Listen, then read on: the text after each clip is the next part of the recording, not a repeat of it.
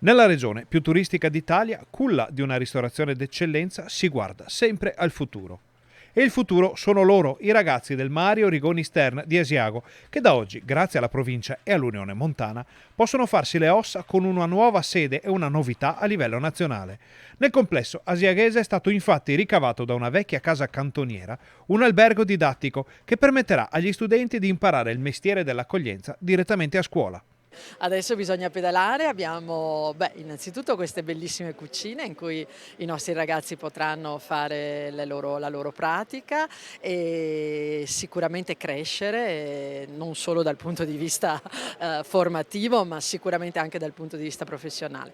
La provincia ha investito quasi 2 milioni e mezzo di euro per la ristrutturazione e l'ampliamento dell'ex Villa Zecchin, nella quale trovano posto aule, una cucina all'avanguardia e anche una sala ristorante.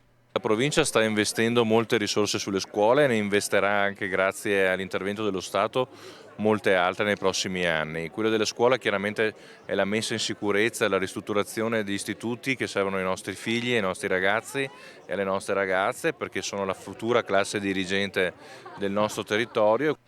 Un investimento importante da parte del territorio che tramite l'Unione Montana ha messo a disposizione 300.000 euro per gli arredi della cucina.